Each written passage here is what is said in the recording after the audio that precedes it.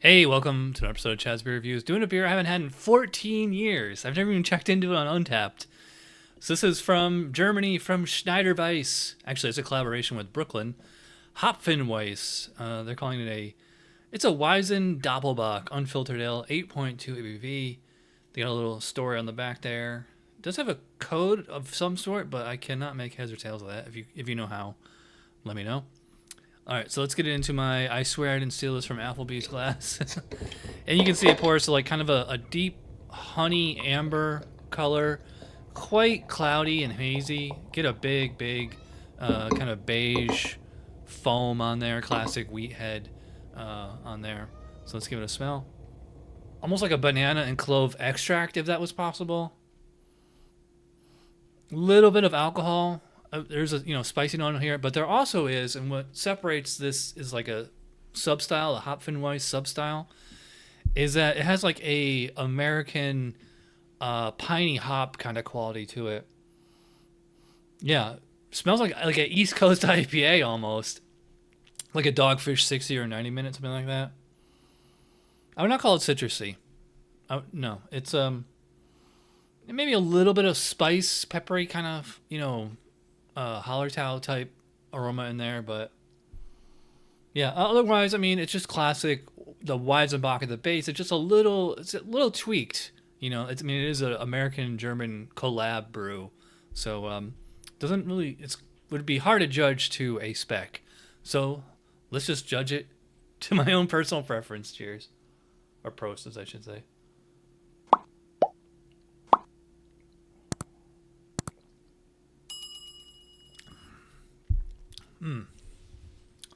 Well, the first thing I notice is a little disappointing is that it is quite oxidized. I get it. It's funny. I described it as having a honey color, and it has that honey lemon cough drop flavor to it.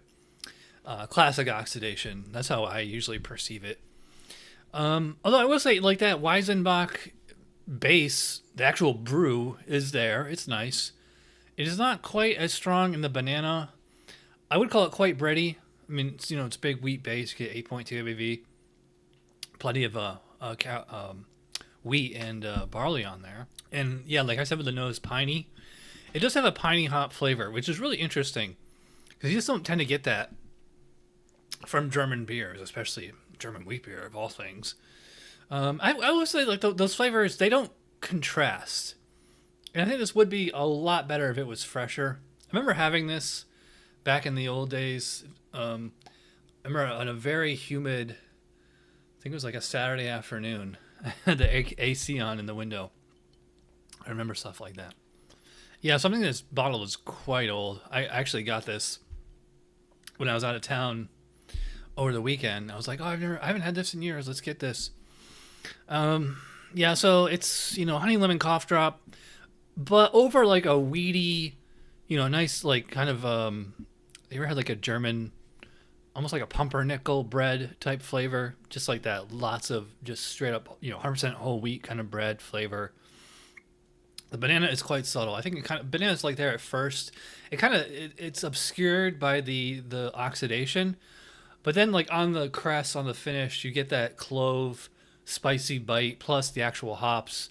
So it's giving like a kind of spicy piney hop flavor, and also enough bitterness for balance. I would not call this like a sweet beer. It's not a bitter beer either, but it is 8.2, so you're gonna need a little bit of hops at least to balance that out.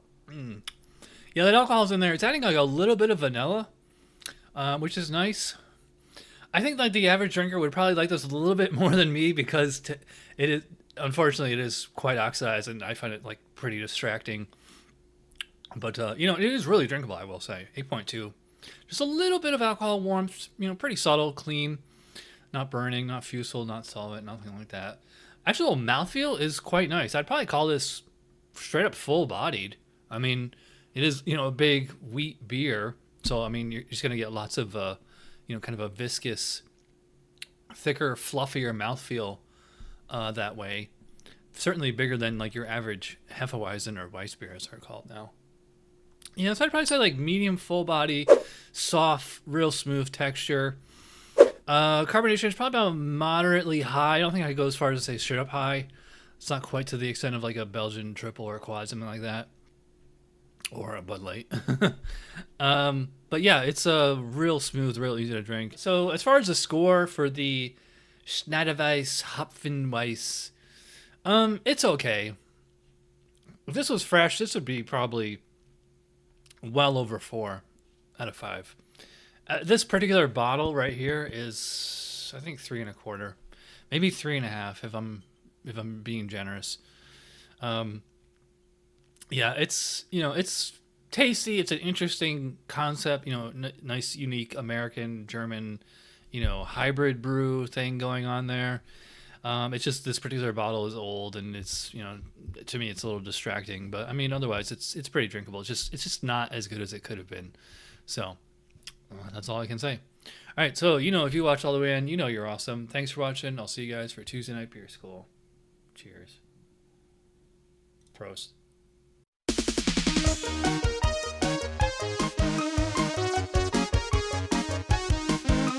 Somebody brewed it, Chad just reviewed it. Thanks for watching Chad's beer review. Trust me, the next episode will be a lot better.